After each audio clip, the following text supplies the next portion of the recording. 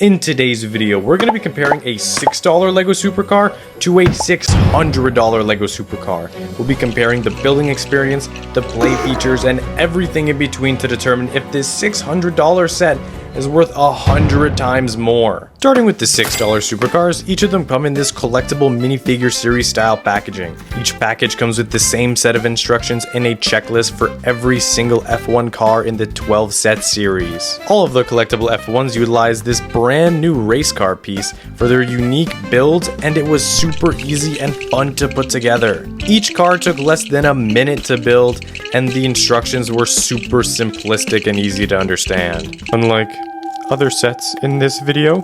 Now, although the builds are identical, each car has loads of different printed pieces that all make them appear super unique and individual. Now, not only do these guys look good, but they play good as well. Rolling these things around is loads of fun, and for only $6, I would really say you get your money's worth. The only thing that I wish that we had was a minifigure instead of just a head. With a $600 LEGO set, you get $600 worth of packaging. This box is colossal compared to the F1 and includes 100 times more detail. As soon as you open the box, you see some beautiful shots of the LEGO Mclaren design. Inside, we have 3 different boxes that include a total of 23 numbered bags and these hyper detailed instruction manuals that are the size of a frickin' dictionary.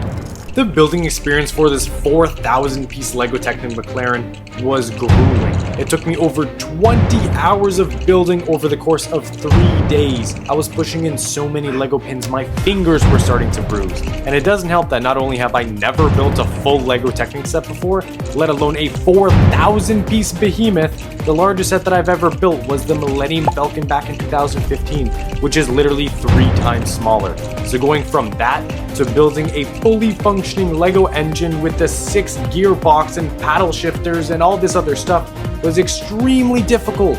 There were times where making one small mistake, like putting a pin too far to the left when I was making the engine, cost me hours of work to finally rebuild the entire thing. It was such a difficult and careful process that any mistake that I made was detrimental. But it was all worth it, because this final product is absolutely beautiful. All 20 hours worth of building just to behold such a masterpiece. The way LEGO and Mclaren were able to capture this car's likeness in this scale is mesmerizing. And yes, every single piece in this set is printed. There are absolutely no stickers present on this car, and LEGO also did a phenomenal job on every single one of them. Everything here is borderline perfectly scaled down from the real car. And however big you think this model is, it's freaking bigger. This thing is as big as I am, and it weighs 6.5 pounds. It is literally enormous. At 10 inches wide and 22 inches in length, this set is so large I can barely fit it on my desk. And compared to the F1 collectible, it dwarfs this little race car. The collectible isn't even bigger than its tire. Not only is it big, it's functional. Looking at the front of the car, we're able to lift up the hood and utilize this little pin piece to hold it up in place. The trunk is relatively spacious and also works as storage for this weird little case thing. Turning to the side of the car, it has a fully functioning butterfly doors. Each door utilizes this spring mechanism to keep them in place and creates a stunning display option. The interior of the car has fully functioning paddle shifters, which we'll be showcasing very soon, a gear shifter that has a neutral, reverse, and drive options, and a fully functioning steering mechanism that works so smoothly. I do wish they could have added some gas and some brake pedals, but that probably would have added another 20 grueling hours into this build. Furthermore, they also designed a phenomenal looking seats as well as a super spacious interior. You can fit almost 20 minifigures into this thing rather than the 0 minifigures inside the F1 car. So turning it around to the back, we have a gear piece that is able to activate the McLaren signature spoiler. Personally, I like displaying it without the spoiler, but I do still think it looks phenomenal if you decide to display it with it. By taking these pin pieces out of the back of the car, we're able to access the interior engine, which is responsible for stealing 20 hours of my life. Now, not only does this look complicated, it is complicated. The engine is connected to the wheels, which is connected to the gearbox, which is connected to the paddle shifters, and when you spin both of the rear tires, the cylinders on the engine will start to move in the corresponding gear that the thing is in. This is gear 1, gear 2, gear 3, gear 4, gear 5, and also gear 6.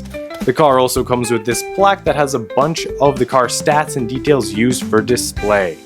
Now overall, if you're willing out to skip on a mortgage payment to purchase this LEGO set, I would definitely go with the $600 Mclaren. Otherwise, I would go with the $6 F1. Both sets utilize some amazing printed pieces and brand new molds to better capture their respective cars' likenesses, but the $600 price point that LEGO was able to implement is so much more into the Mclaren. They were able to add way more detail and so much that it's almost unbelievable that they were able to do this. And this thing is a genuine piece of art and an engineering masterpiece.